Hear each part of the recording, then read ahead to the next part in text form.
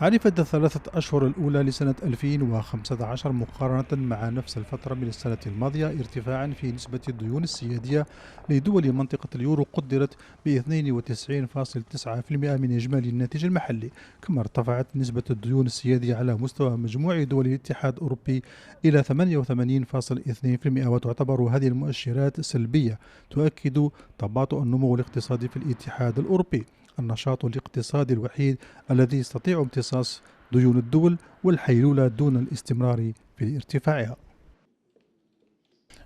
La crise grecque influence tout ça et on remarque que eh bien, la crise de manière générale de 2008 et 2012 ont poussé les différents gouvernements à augmenter les dépenses, ça c'est sûr. Maintenant, la plupart des pays, comme on a vu l'Espagne, on a vu le Portugal et l'Irlande par exemple, essayer de diminuer ces différentes mesures et essayer de diminuer justement, de réduire les dépenses. Et donc on devrait voir ce chiffre diminuer à l'avenir. أكبر نسبة ديون سيادية سجلت في اليونان وصلت إلى حد 168.8% من إجمالي الناتج المحلي للبلد، تليها إيطاليا بحوالي 135.2%، ثم البرتغال بنسبة تقارب 130%.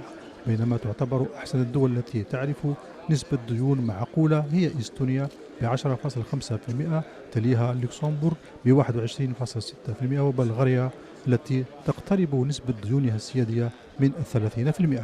وعرفت في هذه المرحلة زيادة في نسبة الديون السيادية ب 15 دولة أوروبية أولهم بلجيكا، بينما انخفضت النسبة في دول أخرى مثل ما حدث في دول البلطيق. Il est évident que les assureurs sont de grands acheteurs de la dette des États membres de la zone euro. À la suite de la crise des pays périphériques de la zone euro, on a d'ailleurs vu que dans la plupart des pays, il y a eu un repli vers l'émetteur national. Les assureurs vie belges, à ce moment-là, se sont débarrassés, par exemple, de leurs emprunts grecs, mais aussi d'une bonne partie de leurs emprunts portugais, espagnols, italiens, qui représentent aujourd'hui une partie beaucoup plus minime de leur portefeuille que ce n'était le cas il y a 5 ou 10 ans. C'est un peu la même chose dans les autres pays européens. Chacun est retourné vers les emprunts émis par son propre gouvernement. استمرار ارتفاع نسب الديون السيادية بمنطقة اليورو مؤشر على الوضع الاقتصادي السيء رغم كل السياسات التي تم اتخاذها لمواجهة هذا الوضع. أصوات كثيرة تعالت في الفترة الأخيرة وأساسها شركات التأمين التي بدأت تبدي تخوفها من استمرار انخفاض أسعار الفائدة، ومن بينها سعر الفائدة المرجعي الذي يطبقه البنك المركزي الأوروبي وانعكاساته السلبية على نشاطاتها.